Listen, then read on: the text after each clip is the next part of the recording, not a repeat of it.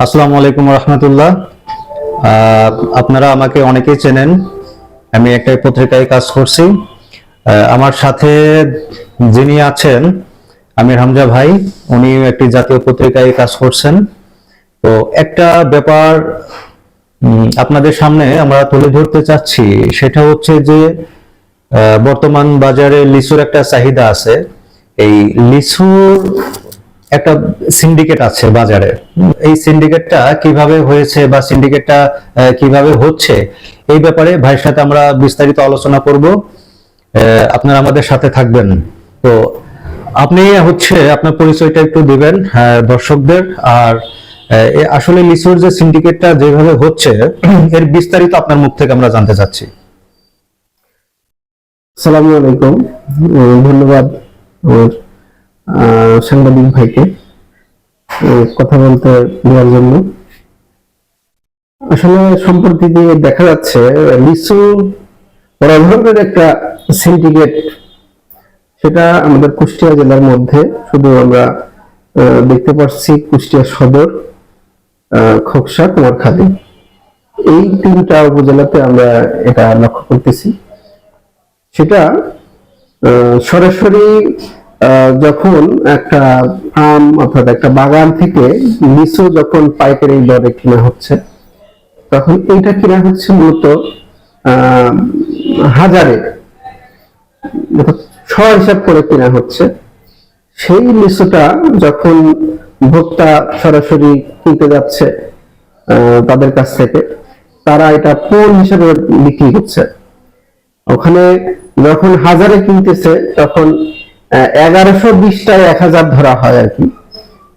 1120টার জায়গায় আপনার যখন কিনতেছে ওরা কিন্তু 1000 পাচ্ছে, 120টা বেশি।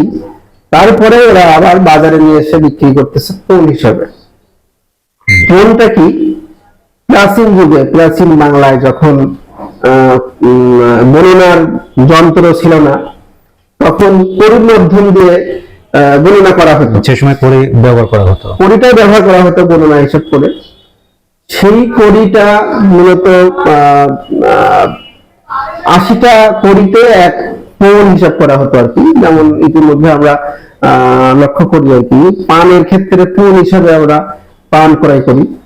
তো সেটাই লিচুর ক্ষেত্রেও এটা ব্যবহার করা হচ্ছে। এক কথায় কাস্টমার যারা, আমরা যারা সরাসরি যারা ভোক্তা আছি আর কি, তাদের সাথে এক কথায় ব্ল্যাকমেল করা হচ্ছে আর কি। কিভাবে 1000 লিচু সেখানে আমি পাচ্ছি 1120টা, সেটা হতে পারে 3000 টাকা, হতে পারে 2800 টাকা, হতে পারে 3100 টাকা।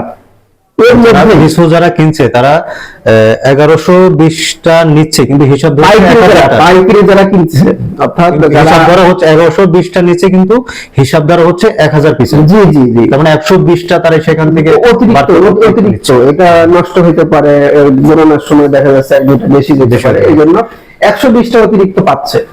তারপরেও এরা কোন হিসাব অর্থাৎ 80টা করে ওরা বিক্রি করতেছে।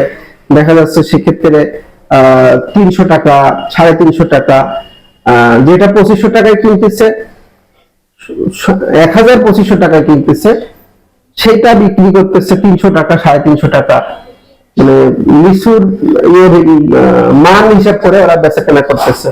এই ক্ষেত্রে ওরা কিন্তু যখন আমাদের বলতেছে যে আমরা লিচুটা ক্রয় করেছি, দেখেন এত করে হাজার, আপনি কেন দুই ঝোঁক লিচু আর কি এত দিবেন না? আমরা কিন্তু পোন এবং শ হিসাব অনেকেই বুঝি না।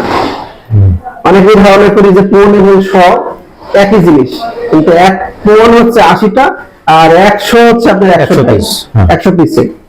তো এই ক্ষেত্রে আমরা বড় ধরনের একটা প্রতারণার শিকার হচ্ছি। যারা সরাসরি আমরা ক্রেতা আছি তারা বড় ধরনের শিকার হচ্ছে। আমি সর্বোপরি প্রশাসনের কাছে দৃষ্টি আকর্ষণ করব যে এই বিষয়টা তারা যেন অবশ্যই নজরদারির মধ্যে নিয়ে এসে প্রয়োজনীয় ব্যবস্থা গ্রহণ করার জন্য তাদের অনুরোধ জানাচ্ছি। ধন্যবাদ, আপনাকে অনেক ধন্যবাদ। আমরা ইম্পর্টেন্ট একটা বিষয়ে জানলাম।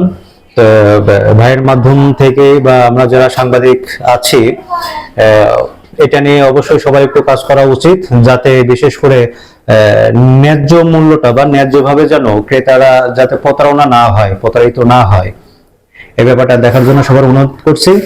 তো সবাই ভালো থাকবেন। আল্লাহ হাফেজ।